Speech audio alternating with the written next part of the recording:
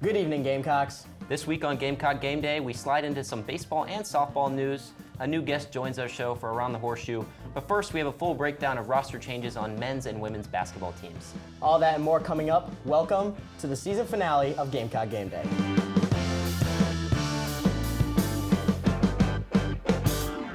Welcome back to Gamecock Game Day. I'm Zander Collins. And I'm Austin McConnell. Gamecock women's basketball came to a disappointing end 2 Sundays ago at the national championship. The Gamecocks were unable to bring home the hardware, falling 82-59 to the UConn Huskies. Yeah, an unfortunate ending to the season, a deep run into the postseason for that matter. I can't say I'm surprised, though. It was a little shaky against Indiana, a little shaky against Maryland and Duke. We saw kind of this coming, and UConn kind of just, came out of nowhere. I will say I predicted them to go to the championship, so I'm gonna toot my own horn on that one, and you called me crazy, but look who knows ball. But I told you, watch out for UConn. They were playing the best ball in the country. Paige Beckers was on fire. She got selected first overall in the WNBA draft to the Dallas Wings. But it wasn't all Beckers, though. It was Azzy Fudd, it was Sarah Strong. Both had 24 points en route to their championship win. And then on the South Carolina side, 34% from the field and 25% from three-point range. Not very good. UConn didn't shoot much better, though, like in comparison. Shot a little bit better, and the score showed it. But it was just a horrible offensive day, I guess for both sides, but mostly South Carolina. UConn was able to kind of do whatever they wanted with the ball possession-wise on offense, and it felt like every time South Carolina got a bucket, UConn was right there to score 1 or 2 extra. And they were playing catch-up the entire game, and they just couldn't do it. Well, you said it. UConn was playing the best ball in the country, and it's hard to bet against that, and I did in our predictions last episode, so that's on me. But, like you were saying, UConn able to do whatever they wanted when it was in the half-court offense, where it was every time that South Carolina got killed, it was kind of a high ball screen, whether that was Paige coming off of it or maybe even Caitlin Chen. Her distribution was on full display for Azzy Fudd and Sarah Strong. So, 82-59, that's quite the deficit, and it's a very similar scoreline to when UConn was in Columbia for College Game Day, and it kind of felt like it was the narrative the whole time as they were forcing it down all the viewers' throats that Gino is 12-1 in finals, only lost once, and that was in 2022 to South Carolina. They kind of struggled to get off to quick starts earlier in the season. This was not an example of that at all. They came out to a strong start. Started strong, and then Strong finished them because Sarah Strong and Azzy Fudd both with 24 points. Paige was 17 of her own en route to that number 1 overall pick, like you were saying, Austin. But just that high ball screen really killed them.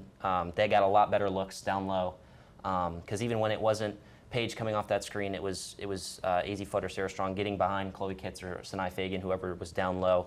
Just super easy looks. You're not going to get a better look than right under the basket. Yeah, and we'll talk about Malaysia Fulwiley later for negative reasons, but she just kind of looked rattled that game. She caused a few turnovers. I think South Carolina had 11 turnovers. Yep. UConn had 9. So on paper, it was a pretty even game. But like you talked about, UConn was just running everything right. I think Dawn Staley got outcoached just a little bit in this game, and the score's indicative of that. Yeah, like I said, great first quarter. But after that, it was all downhill from there. Because they weren't even leading in the first quarter either. So that third quarter really put a hindrance on the score also. But yeah, I do think that there were some better schemes put out by Gino than Dawn.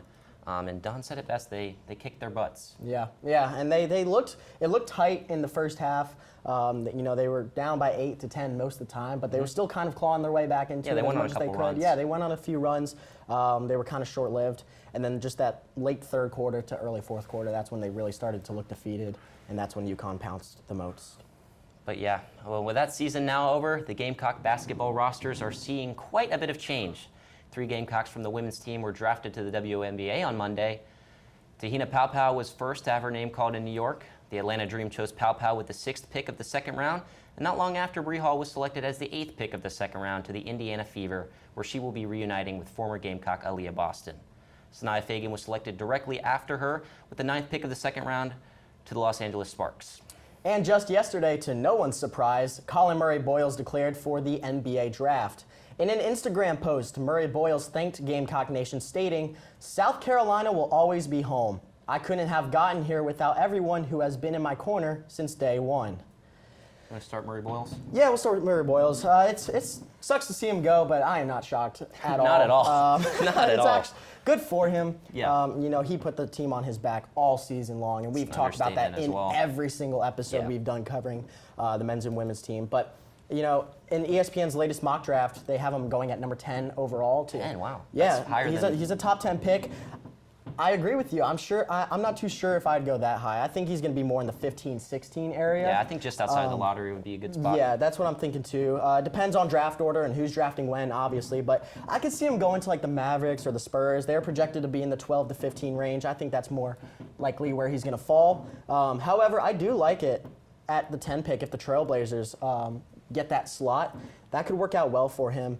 But yeah, I don't know. 10's just a little high. I love that ESPN's high on him, and they should be because he's a real good ball player. Yeah. Yeah, but I don't know. There was a couple games this year where he looked a little too inconsistent, and I think that's not going to tank his draft stock. He's not going to fall like to 24th, but he's gonna he's not going to be 10th. I don't think. I'd be very happy for him, and I'd be very shocked at the same time. I don't think they'll hold it against him that he was a part of a very poor South Carolina team this season. He can't do everything all the time. Obviously, some great memories with Colin Murray Boyles on the team. I mean, we look back to even just earlier this season before things went south before conference play, that overtime win against Clemson, and then later in the season, of course, his season high, probably his career high too, 35-point performance against Calipari's Arkansas. And over this season specifically, 16.8 points, 8.3 rebounds, and 2.4 assists. So he was showing up on the box score left and right and in the center because he's a big man. But I mean, one of the standout players in the last decade for South Carolina basketball. Absolutely. And it's sad to see him go, but I think we were all expecting it because, like I said, he was a very bright spot on a very dull team. So best of luck to him in the NBA. We'll look forward to seeing what he can do. Like you said, I think he'll be a good piece for a contender, maybe a backup center. I saw my Timberwolves were maybe interested in that, so who knows? Maybe I have to buy a jersey. But is he the first one to be on draft boards since G.G. Jackson, if I'm not mistaken? Yeah, I would think Come out of South Carolina? Yeah. Well, that's good for him. But we're going to move over to the WNBA. Good for all the Gamecocks. Congrats to them. Bree Hall getting hooked up playing with Caitlin Clark. That's a win. Yeah. And but she also Boston gets to too. play with Aaliyah Boston. Yeah. So that'll be cool to see another couple Gamecocks run the floor. That backcourt is dangerous. Yeah. The defense of Hall and the scoring prowess of Clark. Yeah. Indiana's going to be really, really strong next year, and I'm looking forward to watching them.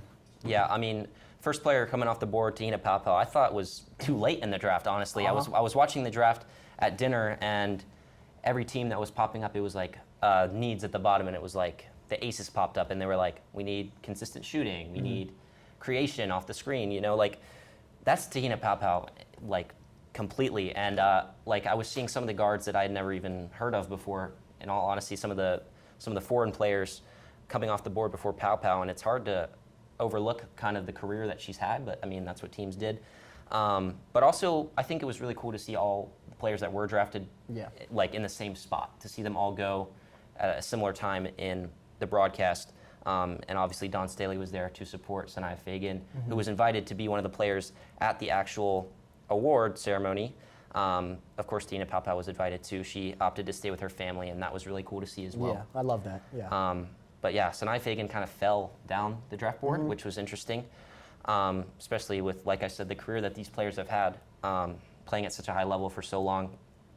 But that's another duo that I'm really excited to see, because Cameron Brink will be coming back from injury for the Sparks this season. She, of course, tore the ACL very early on in her WNBA career, so hopefully she'll bounce back and create a kind of a feel like Ralph Sampson and Hakeem Olajuwon back in the day. Yeah, and it's really cool to see all these Gamecocks start to play with these stars that are either already in the WNBA, the ones that are already coming up. You mentioned Cameron Brink. We already mentioned Caitlin Clark. It's really cool to see them play side by side. It's like an all-star team, man. It's really cool. I mean, that's what the NBA and WNBA are. From rivals to teammates. Exactly. So it's going to be really cool, and we're just happy that the Gamecocks got drafted. Of course. I was very shocked to see that multiple Gamecocks fell down the board. Yeah, I'm not sure what the cause of that was. I don't know. Maybe it's because they think they had a down season for their standards, but I think they're still some of the best players in the country, and that's the reason they went early. But they still went up against top competition and proved themselves worthy. So you don't have to prove that to me. I'm not a scout. I don't know what was going through their minds, but Yeah, it was just interesting to see, but all in all, glad they got drafted at some point. Yeah, exactly. The transfer portal is also bringing a lot of change to Gamecock basketball. There are currently 4 commits coming to the men's team, including former Gamecock Michi Johnson. Johnson left the team to go back to Ohio State last year and is now returning to the Gamecocks for his last season of eligibility. Other commits include Christ Isendoko from Providence, USF's Kobe Knox, and Boston College's Elijah Strong. Trayson Eaglestaff from North Dakota was also previously committed to the Gamecocks, but as of yesterday has decommitted. The men's team also has quite a few players entering the transfer portal. As of today, 8 players plan to leave the team, including Morris Ugasuk, Oko Federico, Cam Scott, Jamari Thomas, Nick Pringle, Arden Conyers, Zachary Davis, and Austin Harrow. That is a long list, and that's a lot of names. That leaves me feeling really bad, really upset in the stomach. I was really excited that Michi was coming back. I thought we were going to kind of get a little 24 season run going, but no, over half the team's leaving, and that's just really bad to see. Well, I kind of looked at it from a more positive standpoint, Austin, because a lot of these players were not huge contributors to the team this season. It was very, very public in my criticism of Zachary Davis and Morris Ugasuk this season, because they had a tendency to just drop donuts on the box score, running cardio out there. I've said a couple times. Yep. And some other players like Federico, who we weren't very familiar with, and Austin Hero, who just didn't seem like SEC caliber players. So I don't think it's necessarily that they're leaving to go to better opportunities. I think that they're just maybe not at the level that South Carolina wants to be at. And Jamari Thomas was kind of a letdown for me. I was really excited. I was really excited to see what he was going to do for us this year. And it never clicked. You know, there was a couple times this year where I was giving him his flowers. I was like, oh, hey, maybe he's starting to finally get adjusted to SEC play, get acclimated to it. And then, you know, they'd come out and play like LSU, and he would look very bad against bottom barrel SEC teams. So I don't know. All these players leaving leaves a lot of uncertainty, not only in the fans' minds, but kind of in the locker room, in my opinion. It's got to. If no one is willing to commit to the program, how are we going to be steady and strong next year? Lots of questions circling my mind. The most disappointing thing for me, as well as Jamari Thomas, is that 2 of our younger guards, Arden Conyers and Cam Scott, are hitting the portal. Cam Scott is like a top 5 recruit in South Carolina history.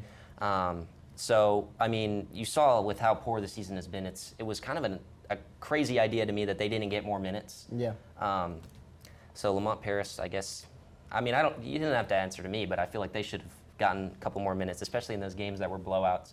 I don't know if the plan was just to keep them as redshirt freshmen or to keep their eligibility. I'm not sure, but they definitely weren't. It definitely wasn't that they weren't deserving of an opportunity. They definitely were. They were very talented players, and they showed a lot of upside, especially from three-point land. But I think with players of that quality, I think they're going to want to play early on in their career. So I mean, I don't doubt. I get it. I get why they did it. Yeah. Is what I'm trying to say. And before we move on to the women's team, I do want to ask you about Michi Johnson. What's kind of your thoughts there? He started in Ohio State, came to South Carolina through the portal, went back to Ohio State to be closer to family, I guess. Yeah. And now he's coming back to South Carolina. A lot of people are saying he can't make up his mind. What do you make of that few moves? I don't know. I mean, sweet. I mean, that's just the new era of college sports, unfortunately, I think. I mean, there's no limit to how many times you can transfer, so you can, you know, I decide I want to be in the colder weather of Ohio, and then next season I want to be in the warm weather of South Carolina. I'm sure it's a deeper decision than that, obviously, for Michi Johnson. It was family matters, so I understand that. But I do want to touch on the transfers coming in before we move on to the women's team, because I'm excited. I was watching some tape today. I'm very excited. Elijah Strong, kind of a very similar player profile to Colin Murray Boyle. So in the transfer portal, we're trying to, you know, recoup some of the talent that we're losing, but a very similar build, plays very similarly to him. Had a very great, last 5 games of the season for Boston College, and even put up 15 against Clemson, so he knows what he needs to do when he gets here to campus. Kobe Knox also is a huge prospect for the Gamecocks to pick up. Just a very athletic, very tall. He's 6'5" as a guard, so he's pretty tall, very athletic, very good in transition. And when he's in the half-court offense, he's never standing still. Even with him being a great shooter from the corner, he's always back cutting and getting easy buckets when the defense falls asleep. So I think that's really good, and he'll pair really well with Esendoko from Providence, because that guy, for a big man, has some of the best footwork I've seen. Let me tell you what. He gets into great positions under the basket for easy buckets, much as we were talking about with the UConn team. So 7-foot forward. He'll pair really well with Knox, and then, of course, Michi Johnson, who knows the program very well. Yeah, and I'm really glad we're getting a lot of active guys. There was a lot of times this year where the offense looked really stagnant, and even when offensive shots weren't falling, it was just like, oh, do something, move around, drop another play, please, anything. But there has also been quite a bit of buzz around the women's basketball team and the transfer portal. Sakima Walker was the first to announce her move to the transfer portal. She entered the portal with a do not contact clause, meaning she likely knows where she will go. Also entering the portal as a do not contact is Malaysia Fulwiley. Fulwiley was the second leading scorer for the Gamecocks and the SEC 6th Player of the Year. But just as the Gamecocks lose 2 key players, the transfer portal brings them another one. Tanaya Latson is coming to Columbia from Florida State. Latson led the NCAA in scoring this past season. You know, bittersweet. Yeah, we talked about it a little bit before the show. And no offense to Sakima Walker, I wasn't loving her gameplay this year as much as I was loving Fulwiley's. Oh, yeah, I mean, Fulwiley is an incredible player. Yeah. Who I thought was the second best player on the team. I thought both of the best players for South Carolina this season came off the bench. Absolutely. And that was just kind of a testament to their class and their experience, because Joyce Edwards was by far the standout performer for me, at least. But Fulwiley, 11.7 points off the bench. We really saw how valuable she was to this team in the March tournament. Like, you saw her performance against Maryland and against Duke. Like, despite some of the turnover problems and the travels against Duke, I think that she was an amazing performer. And I mean, obviously, it sucks to lose depth in the front court with Sakima Walker. But I mean, obviously, Fulwiley is going to be missed very much, and it's I don't really understand it, because even with the addition of Latson, I felt like Fulwiley would have gotten a starting position, and I think that's a lot to do with her decision to enter the portal with the do not contact thing, just because she wants to be the star, is the reports I'm seeing. And that's totally valid. I think she deserves to be the star. You know, we were talking how in the men's, how the offense would look stagnant at times. Malaysia Fulwiley never really had that issue on the women's team. She was flashy and quick, a little inconsistent at times, but I mean, who isn't, right? And she was always making highlight plays, you know, and I kind of wonder, and from rumors I heard, like mid-season, there was a conversation between her and Coach Staley about the future of her at this program. So I wonder if that, you know, mid-season to late season, maybe she went in there, was asking to get more minutes, and Staley was like, I mean, we've got 5 McDonald's All-Americans. Yeah. Like, I don't know. Obviously, I don't know. These are rumors. And but I think even committing to South Carolina, you know what Don Staley's process is. You have to wait your turn to get into the starting lineup, and it doesn't matter how good of a player you are, because obviously Joyce Edwards is an incredible player, still having to earn her time on the floor. So that kind of doesn't make sense to me. Maybe she just wants to have the team to herself entirely, and we'll see how that goes. But Tanaya Latson, man. Yeah. Coming to Columbia. That's big. #1 scorer in the NCAA this past season with 25.2 points. To put that in perspective for you, Austin, Don Staley has never had a guard that has averaged over 12.7. So she over doubles that, and is going into the transfer portal was the #1 ranked player over the likes of Olivia Miles, who was going to be the consensus #2 overall pick in the WNBA draft had she declared.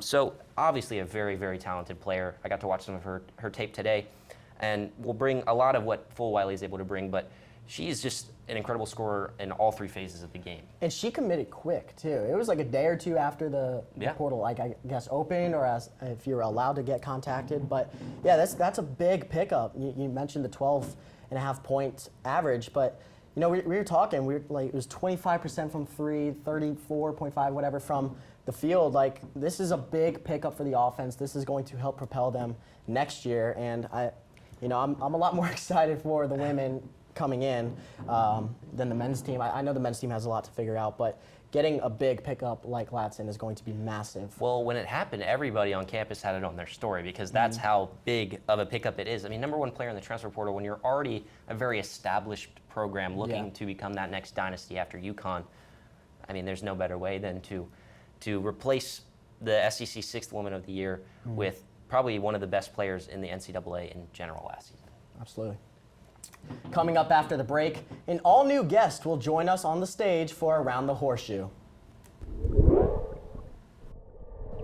Coming up on Around the Horseshoe. After a season of doom and gloom for South Carolina men's basketball, our panel discusses the bright spots for the Gamecocks heading into next season. Women's basketball falls short of their 4th national championship. With major players leaving the team, how will the team rebuild ahead of their next push for the title? And Gamecock softball continues their push for SEC dominance. Our panel discusses the biggest challenges ahead of postseason play. Welcome back to Around the Horseshoe. We're back after a few weeks off, and we have a great final show for you tonight. Let's get to it and meet our final panel of the season. Of course, we have Gamecock Gameday's very own Zander Collins and Austin McConnell. They're joined by a very special guest this week, SGTV's very own sports director, Karenna Porter. Welcome on the show. Welcome, welcome. Thank you. Thank you guys for having me. I'm really excited. It's a pleasure. Thanks. How are you feeling? Excited? Prepared? Excited. I'm a little nervous. Yeah. I mean, I've heard these guys have a crazy How many record, tabs so do you have open? a million. This doc I This got. is a big one for all of us tonight. Currently, Zander and I have one win to our name this year after all the Around the Horseshoes we have done. So Karenna could tie it up with us. Historically, the guests do very well. We've had a lot of strong No. guests on This this is for all the season. marbles tonight, I guess. So. Yeah, so let's get to it. Let's not stall any further and go around the horseshoe. First off is an even darker day approaching for Gamecock men's basketball. After a less than stellar season for Lamont Paris and his squad, the team has taken its fair share of hits so far this offseason. Of course, Colin Murray-Boyles is headed to the draft, as many fans had speculated. The Gamecocks are also losing several players to the transfer portal, including Zachary Davis, Nick Pringle, and Cam Scott. However, the Gamecocks have also worked well in the portal thus far. They've picked up 4 commits so far, including center Christ Esandoko and the return of Michi Johnson from Ohio State. So what are the bright spots heading into USC's team next season? And what else still needs to be done? Karenna, as our guest this week, we'll start off with you. All right. I mean, talking to y'all earlier, I think you might need to we basically just burned the team to the ground and started again. So Okay. I can't confidently say how I feel about this team. I think that you're going to have to rely on Michi Johnson a lot. I think he's going to kind of have to take on that senior role, along with Jacoby Wright. I mean, he's coming back. He's like the only one. So hopefully you can rely on them as seniors. And I mean, you got to rely on those transfers. And our rebounding game this season was a little abysmal. So I think the rebounding game and your passing game, they just look confused out there right now, to be honest. I mean, it's a totally different team, so maybe the team dynamic will be stronger, but I feel like they never really found that. Kind of seemed like they didn't really know where anybody was at any time. So I think rebounding's huge, passing's huge, and you need some people to come back and be strong seniors. Yeah, I'd like to talk about the on the floor environment. And right now, Ryan, there aren't many bright spots. There's actually a lot of dark black holes we need to fill out. Wow. At least right now. Last year's run, 2023-2024, I mean, was electric. The environment was there, and men's basketball was the spectacle of Columbia for a while, alongside women's basketball, who was also running the floor. But I think bringing Michi Johnson back, like you mentioned, Karenna, is going to bring a lot of energy back. But winning games is going to be another struggle for the Gamecocks next year. I'm not sure right now what they need to do. Obviously, the cliche thing is to say, hit the portal, go get some guys, but they've done that, and some have already decommitted. So it's been even a rocky offseason to start for the Gamecocks. So there's just not a lot happening for us right now, but I think if we can get the energy back in CLA, is going to be fun. Well, you guys didn't state really very many bright spots. You don't have much. Well, I don't even necessarily think that's the case, because Enlighten us, please. with one bright spot being that we get an opportunity to try this all again, see if we can make something different out of it. I think also the new players that are coming in for next season, not even just from the transfer portal, but from high school as well, are huge bright spots. Eli Ellis coming in from OT, the premier high school basketball league, averaging 32 points, 6.7 assists, and 5.7 rebounds as a 6'1" guard. So he knows how to impact the game on both sides and shoots 34% from 3 on almost 10 attempts per game. So he's a very good scorer, 2-time OT MVP and 2-time champion, and is the 8th highest recruit in South Carolina's basketball recruiting history, right behind a player we know all too well in Colin Murray-Boyles. So similar kind of star profile kind of thing coming into it, but also like I was stating on the last block, I think that the players that we are bringing in from the portal are going to gel very well because of their play styles, specifically Kobe Knox and Esendoko from Providence. I think that like an athletic guard like that who's able to get to the basket and just dish the ball off to Esendoko under, I looked at his film and almost every point he scores is a dunk. Mm-hmm. So I think that that's a good way that we could, replenish some of the talent that we've lost, and I think that it's a bright spot that we're able to at least try again with similar profiles of players, because we, at the beginning of the season, thought it was going to go a lot better just based on what we had on our team. So I played golf when I was in middle school and high school. Y'all probably don't know this about me, but wasn't very good at it. But my golf coach always had a saying, whether you hit a good shot or a bad shot, you take 3 steps and you move on from it. This team needs to take 3 steps and move on from this past season, because it was the worst that they could, maybe not the worst they could have possibly imagined, but pretty down there.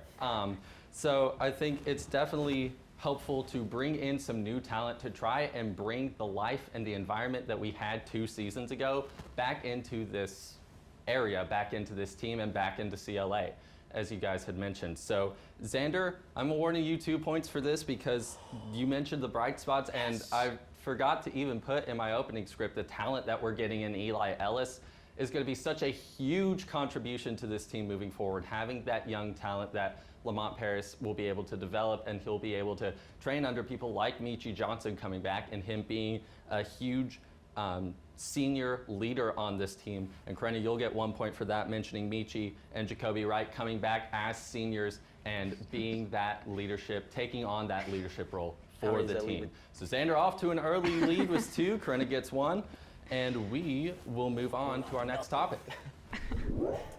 Gamecock women's basketball fell just short of their goal to repeat as national champions. After beating Texas in the Final Four, the team fell to UConn in the national title game 82-59. After falling short of the goal, the team is now facing massive changes to their roster heading into next season. The Gamecocks lost 3 players to the WNBA draft: Tahina Paopao, Sanaya Fagan, and Bree Hall. Additionally, sophomore guard Malaysia Fulwiley entered the transfer portal in a surprising move. The former McDonald's All-American and SEC Tournament MVP has not made any indication of where she may end up next. However, the Gamecocks have been making moves of their own in the transfer portal. USC picked up guard Tanaya Latson from Florida State. Latson holds the ACC freshman scoring record and averaged 25.2 points per game this past season. They'll also pick up 2 more guards in recruiting from high school: Agot McKeer and Ayla McDowell. So, what else needs to be done to help rebuild this team ahead of next season and make another push? Austin, your thoughts? Thank you, Ryan. I think just we need to keep building up size. Obviously, recruiting has been great for us in size. Latson's been great on offense. And that's, I kind of talked about it with you, Zander, in our first block. I kind of need to see more offensive production next year. We can't be shooting from 35%. Latson's definitely going to help out with that, but I do like how we're recruiting well. We do it every year. Don Staley's one of the best at it, if not the best. But I just want to see, more physicality down low next year. So, hitting the gym, getting right with cardio, building up that size so that they can bully teams more consistently, especially in these big matchups we saw against UConn, Texas at times, UCLA. Yeah, we just saw them get, out-rebounded a lot, and a lot of second chance points for the other teams. I want to see that flip this year. Yeah, I actually agree. I mean, I think it's cliche to say, but the Lakers need a center. I mean, where is Camilla when you need her? I don't think that, maybe Chloe Kitts can take on a similar role, but she just hasn't. She showed it kind of earlier in the season, and she hasn't shown it. So I need her to step up. I need her to be a good senior as well. And I need the younger players to step up. I mean, Joyce Edwards looks phenomenal, obviously. So does Miriam Dowda. So does Maddie McDaniel. So I think if all 3 of them have a solid season, you keep on racking up those bench points even if they're not starters. Right. So I think that's a key point for South Carolina. Raven Johnson. Oh my gosh. When I was in the locker room actually with Ryan, and she was talking, And people were saying, are you still going to declare for the draft? And she was like, I don't know. I feel like I have unfinished business. And honestly, key. I'm so excited to see her again. I'm hoping that she'll continue to step it up. Tessa Johnson. I know you're a big Tessa Johnson fan. I am. You got me. You got me. Guilty. I feel like they got to do a lot on a lot of fronts, to be honest. Not that they're not an excellent team, but they got little things to kind of fine tune here and there. Tessa Johnson needs to be hitting those threes. We know she can do it, but absolutely. And finally, I just need them to play team ball. I mean, when you see UConn out there, like, it's like they can just see where everybody is on the court at all times. It's like they're looking at it like I'm looking at it from above. So, I don't know. If whatever passing drills that UConn's doing, they need to pick them up. Three-man weave. Yeah. Do some film. But to go off of what you were speaking about early in your campaign for the points, Karenna, with the players that we already have here, I think in order for this team to rebuild, yes, I like the transfer portal hit hard with the #1 recruit, and I think there's still time for them to recruit other players because only 3 of the top 10 recruits have even signed anywhere. But we just got to trust Dawn Staley to do what she does best, and that is developing these players. Because these players that are already here are already knowing this system and will have a chance to look like UConn and know where everything is because they've been soaking in so many of these games, so many of these sets that Dawn Staley throws out, so many of these practices that Dawn Staley runs and even plays with them sometimes. So learning from Dawn Staley is something that they shouldn't be taking for granted. And like the players that you were mentioning, Ryan, the ones that are coming in, they're not too shabby either. One's a 4-star, one's a 5-star. So, I mean, we've seen the career trajectory of someone like Chloe Kitts, for example, when it comes to Dawn Staley developing these players. Came in as kind of, was getting beat up a little bit in the SEC. So we've got players that are already proven to be SEC level players. So I think with a team this talented, it's just like I was saying in the first block. They've been waiting for their time. They're ready for it. I think that the rebuild is basically already here. And of course, it's lovely to have Latson, and I think that she'll play a huge part in that as well. But yeah. Well, one of the things, and Zander and Austin, I was talking to you about this kind of before the show. One of the things that is so striking to me is the amount of guards that we have on this team. When you think of a Dawn Staley team, you're thinking about that big center, Camila Cardoso, Aaliyah Boston type figure, even Ashlyn Watkins before her injury, like that type of figure in the post, playing dominant defense and just reaching up and getting those effortless boards, getting those layups and those dunks. The amount of guards on this team is so uncharacteristic of Dawn Staley that I feel like that if this is the approach that she wants to go with, she has to really rely heavily on taking the team dynamic and the team chemistry that they have now and altering it so that it fits a more guard-centric scheme. And I think that's what has lost us a lot of those key games last season was just we weren't prepared to shoot the ball as well as we needed to with the personnel that we had. And I think that the size going into next season, even if we just have one player that we put in, not even for all the minutes, I think that's going to give us a little bit more comfort in that team dynamic. So, Austin, I'm giving you 2 with this one, tying you up with Zander. The size is really, really key, and we have to take that size and turn it into more offensive production as well. And Karenna, I'm going to give you another point to make us all tied up here at 2 apiece because you mentioned it too. You mentioned it too. Lakers need a center. We need a center, and we also need those key. We need those key seniors in Reva and Tessa, as you mentioned, to really step up and become leaders in the next year. We saw a lot of bursts of that leadership out of Raven. Need to see Tessa step into that a little bit more, I think. So 2 points to Austin, 1 to Karenna. We're all tied up at 2 apiece. It's a buzzer beater heading into our last topic of the season. Shut up. Gamecock Softball continues to make a big splash in their first season under Ashley Chastain Woodard. They currently have 5 top 20 series wins under their belt, 4 of which came in SEC play. Despite an under 500 conference record, their wins against top teams like LSU, Ole Miss, and Georgia have caused the Gamecocks to be ranked in the top 25 for 10 straight weeks. The Gamecocks still have a tough path ahead, but their only remaining ranked opponent is Alabama for their final series of the season.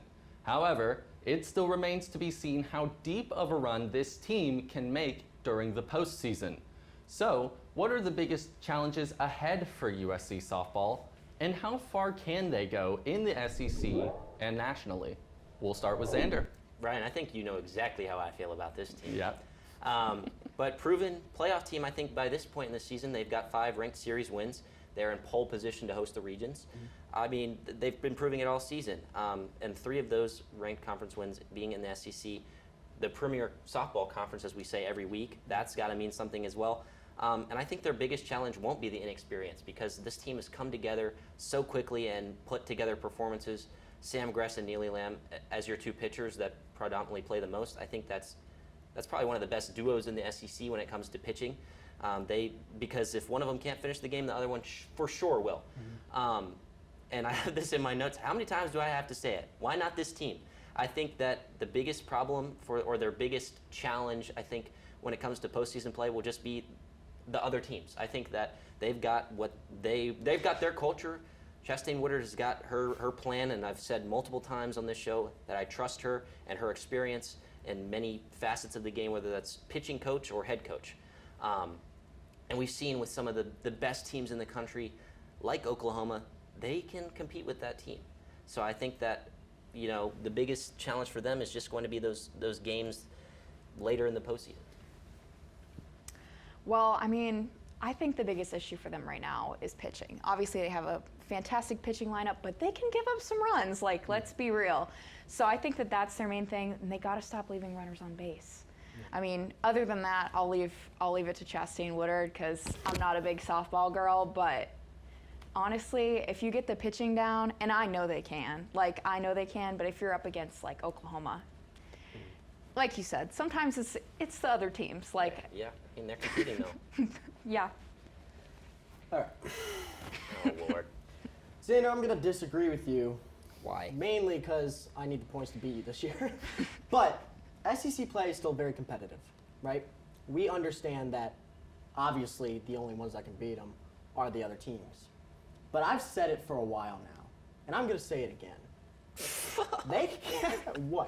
They cannot really find a way to string together a full 7 innings for a full weekend. Some games they look phenomenal the whole way through.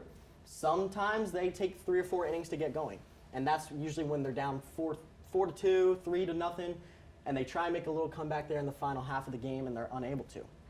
So they're currently 7-8 in the conference. They keep playing SEC teams, obviously. They can turn it around in conference play. They can jump teams too for a better seed in the SEC tournament. LSU is right in front of them with an 8-7 record.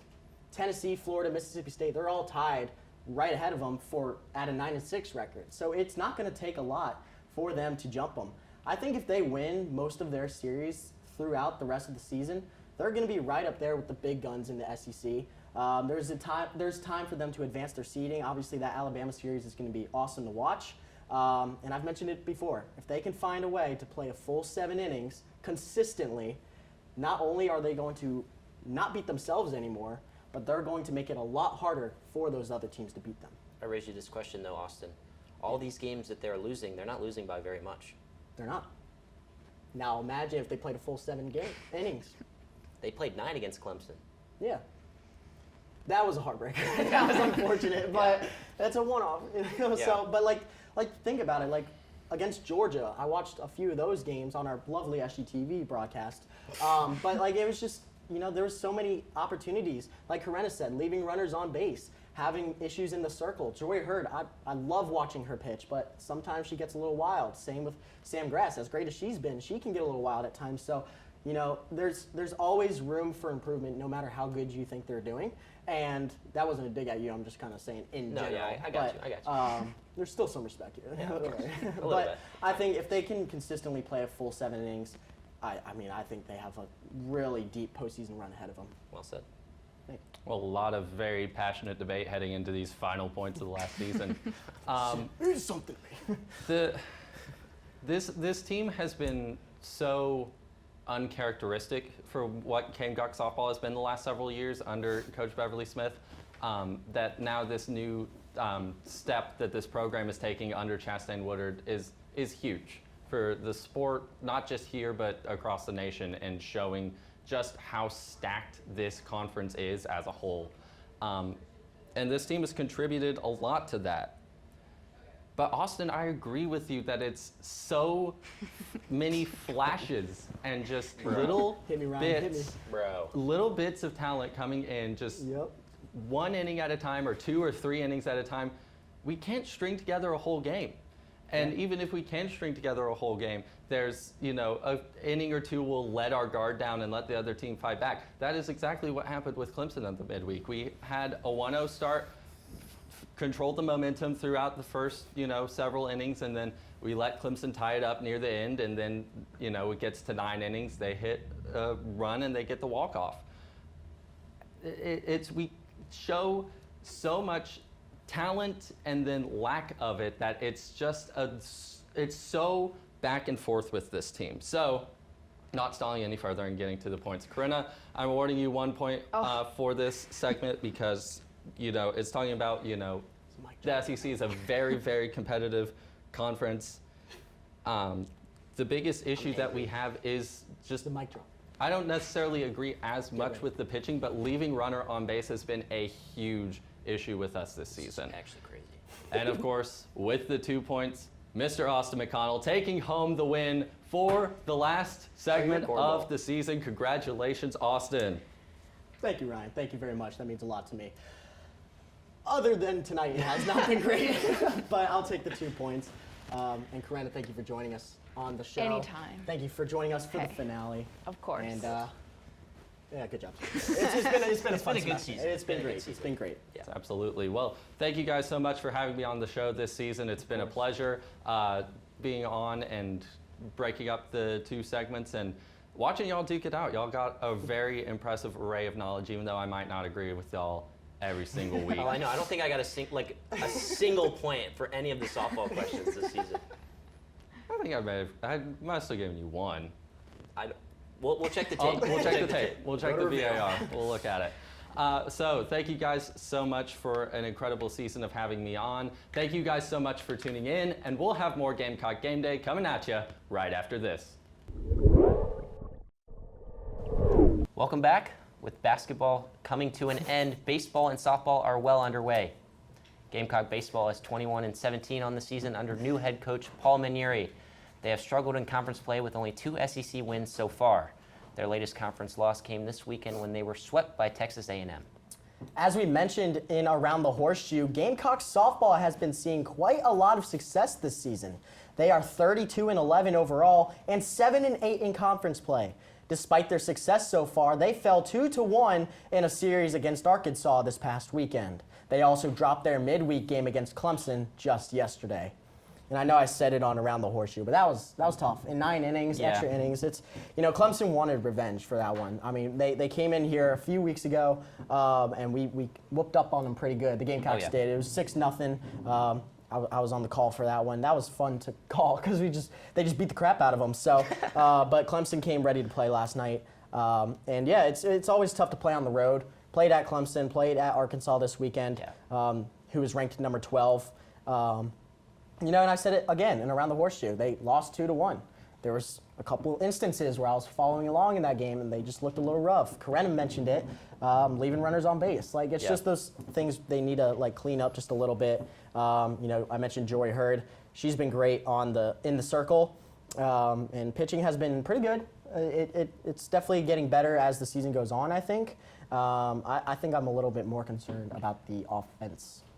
Well, I think that it's not the end of the world to go to Fayetteville and not take a series. No. I think that this is very close to a polished they did get a product game out of it. for the softball team because, like I was mentioning in the last block, I don't think that there have been many games that they have won, that have been blowouts when they lose. Of course, there are a couple, but I mean that first game against LSU, but they still ended up taking the series, so they're good at bouncing back. I mean, obviously, I will sing this all season. I think that they've been incredible and they've overachieved a whole lot. So a couple losses like this, especially against good teams, is not really that concerning to me, especially because they've only got one more coming up against Alabama, and then the rest they can just use as momentum going into a postseason that hopefully they will host. So, but baseball not looking so good. On the other side of the mound, I mean, Manieri was brought in to win, wasn't he? I mean, after having such a a good history at LSU, of course, winning the national title in 2009, and just being a top 10 winningest coach in the sport in general. I mean, there were definitely high expectations, especially with Petrie coming back. I mean, some of these losses are not close. Like losing to USC Upstate 13-3, the satellite campus. Are you serious? But it's just definitely been a disappointing season. 2-13 in the SEC. All I have here for my notes is just yikes. So I mean, your thoughts, Austin? Yeah, not good. Same with you, man. Ethan Petrie and Nathan Hall slugging well at the plate, but other than that, there's been nothing going there. Nathan Hall has a .355 batting average, and Petrie has a .346, but they're the only ones really putting the ball in the gaps and finding ways to make something happen. Before the season in Around the Horseshoe, I said that their offense is going to need to step up, and they have not. And step back. Yeah, they've fallen. Yeah, they're on their backs right now. And now they have to face the number 11 Ole Miss Rebels, who has a solid rotation on the mound, and they're running out of daylight to turn it around.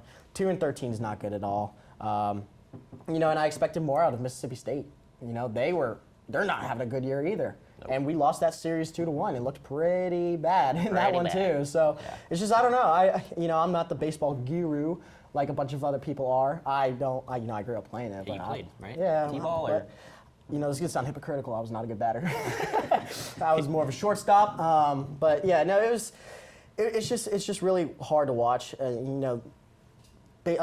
Gamecock fans always look forward to the spring semester because of how good our baseball team is. It's just, last year it was a little rough. This year it's even worse. I don't know what they need to do in the remainder of SEC play. Take a page out of softball's book, apparently. Apparently, and kind of like softball, they don't have many ranked series left.